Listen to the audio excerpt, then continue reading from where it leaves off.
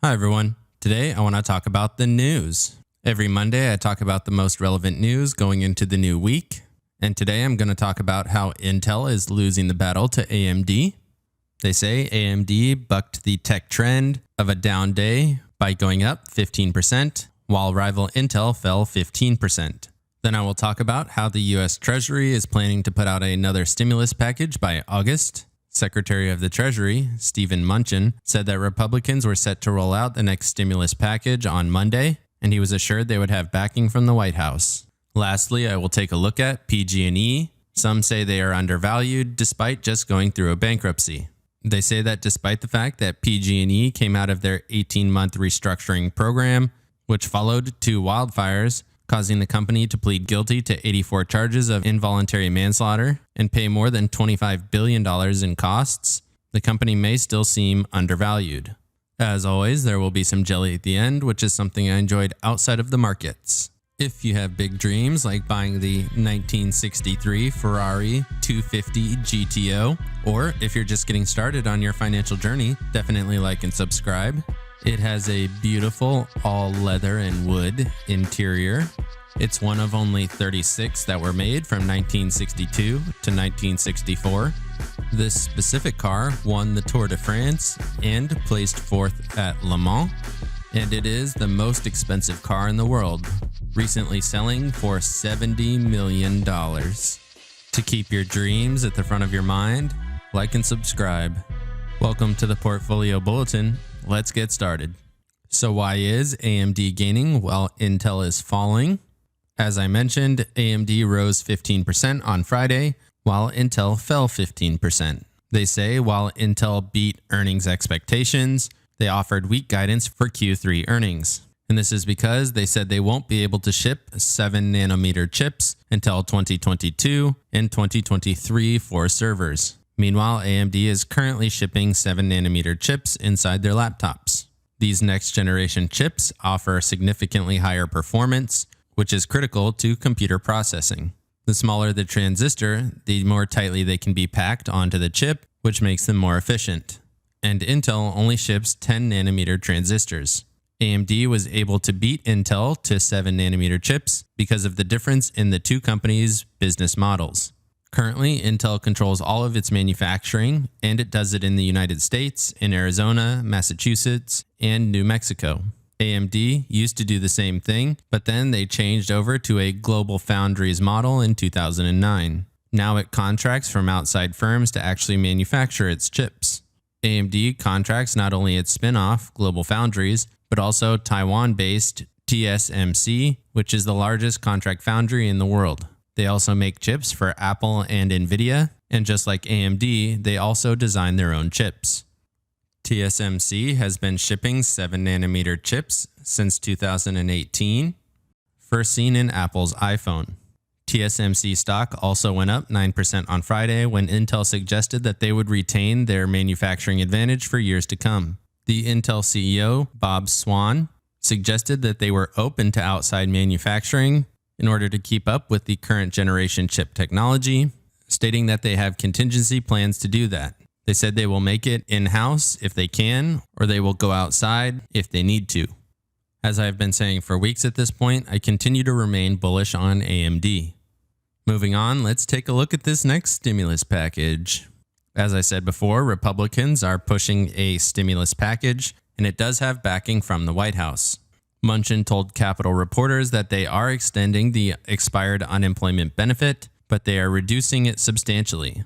He said that the $600 per week is incentivizing people to not work, which is definitely true. However, he did promise a new round of $1,200 checks.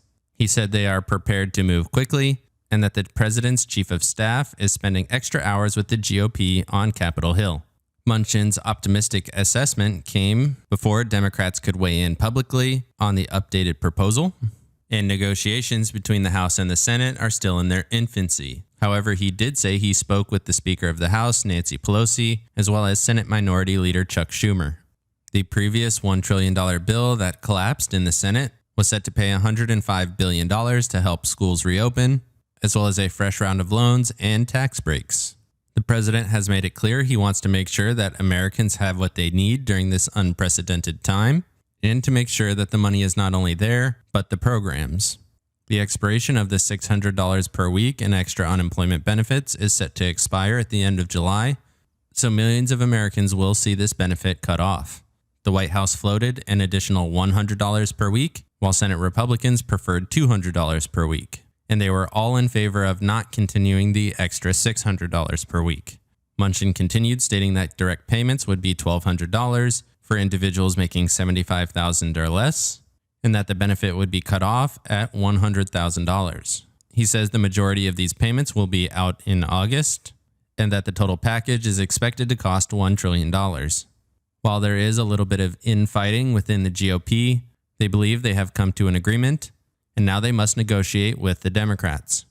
While all of this stimulus is great for the economy in the short term, as well as the stock market, I'm still concerned about the long-term inflationary effects of all of this stimulus, but I think that remains to be seen. Moving on to pg&E, let's see if they're undervalued. As I stated before, they think the company might be undervalued, despite going through an 18-month restructuring as well as paying out $25 billion due to 84 involuntary manslaughter charges. After its bankruptcy, what remains is a company that has monopoly power, as well as a relaxed regulatory regime and potential future revenue growth.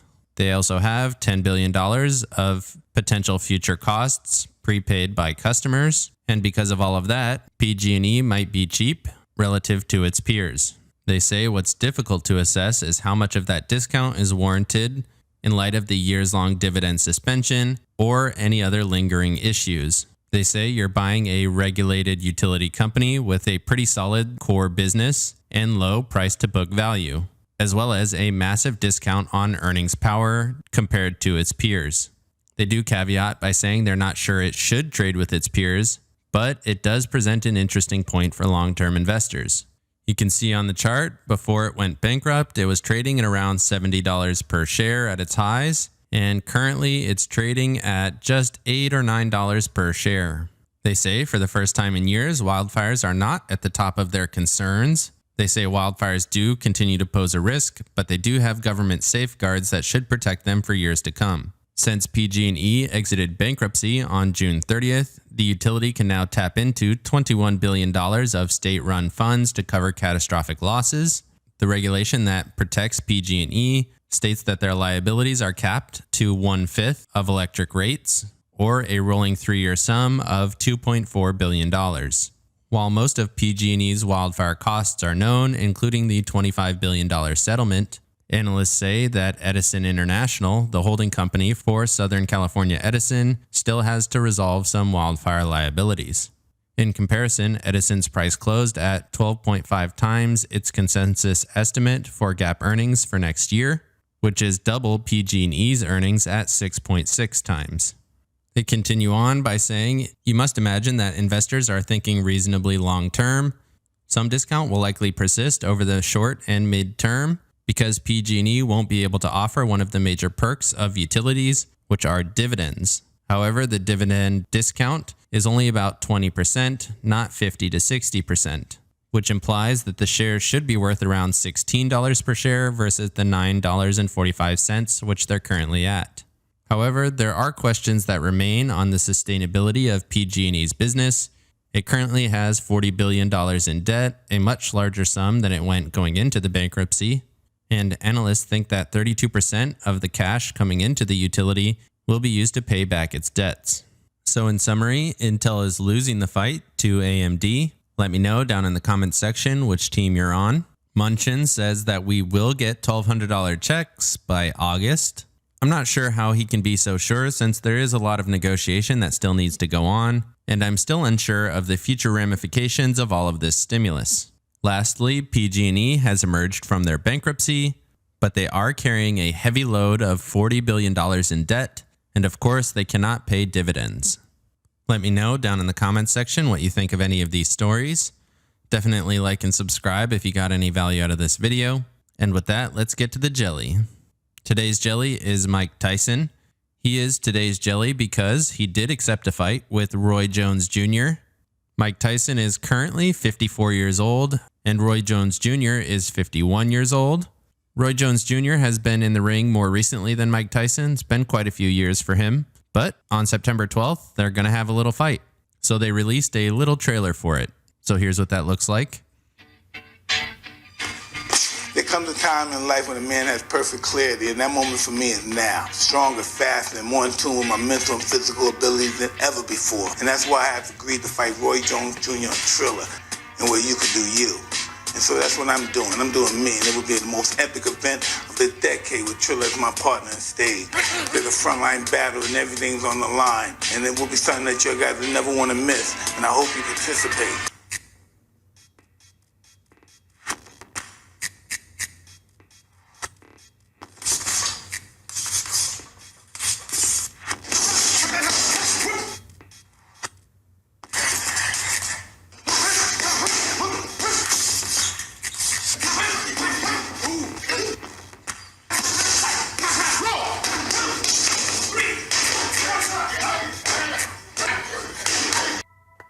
Human beings are not meant to be humble. Unbelievable.